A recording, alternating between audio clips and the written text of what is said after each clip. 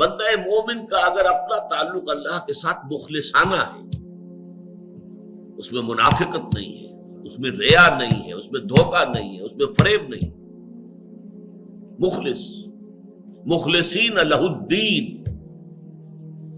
تو اللہ تعالیٰ کا تعلق بھی اس کے ساتھ ریسیپروکیٹ کرتا ہے۔ اللہ تعالیٰ انا عند ظن عبدی بی، حضور یہ اللہ کا قول ہے حدیث قدسی میں کہ میرا بندہ میرے بارے میں جو کچھ گمان کرتا ہے میں وہی سلوک اس کے ساتھ کرتا ہوں۔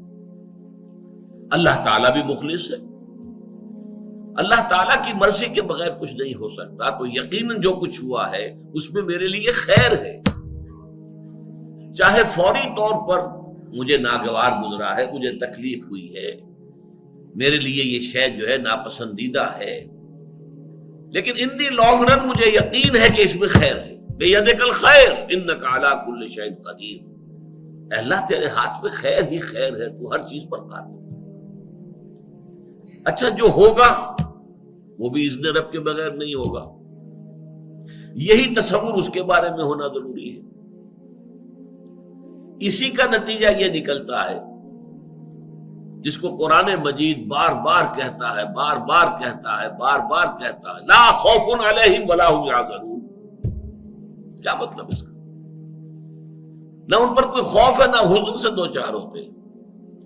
عام طور پر یہ سمجھا جاتا ہے کہ یہ آخرت میں ہوگا، آخرت میں تو بتمام و کمال ہوگا، دنیا میں بھی ہوتا ہے۔ خوف کس بات کا بھائی؟ ہوگا وہی جو میرا رب چاہے گا، وہ میرا دوست ہے، میں اس کا ولی، وہ میرا ولی۔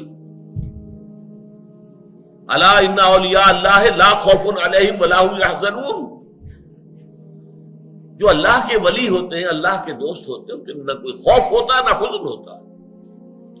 خوف کس بات کا؟ ہوگا وہ جو اللہ چاہے گا، اور جو کچھ اللہ چاہے گا اس میں کوئی نہ کوئی خیر ہوگا، چاہے فوری طور پر مجھے نظر نہ آئے۔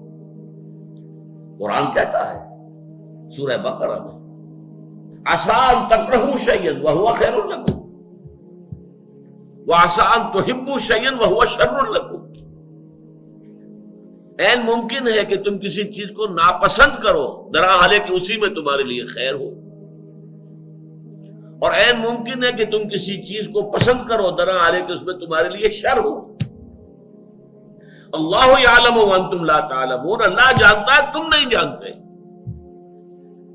تم افعال و اعمال و احوال و واقعات کے ظاہر کو دیکھتے ہو، اس سے متاثر ہو جاتے ہو، اس کے پردے میں کیا مشیت اذنی ہے، کیا ارادہ خداوندی ہے، اس کے پشت پر کیا چیز ہے جو اللہ تعالیٰ کو مطلوب ہے، یہ ہمیں نظر نہیں آتا۔ وی آر شارٹ سائٹڈ، ہماری نگاہ جو ہے بس کچھ دور تک جاتی ہے، اس سے آگے نہیں جاتی۔ لہذا افعال و اعمال و احوال و واقعات کے صرف ظاہر پر ہماری نگاہ ہے، باطن پر تو ہے ہی نہیں، لہذا ہم اس سے متاثر ہوتے ہیں۔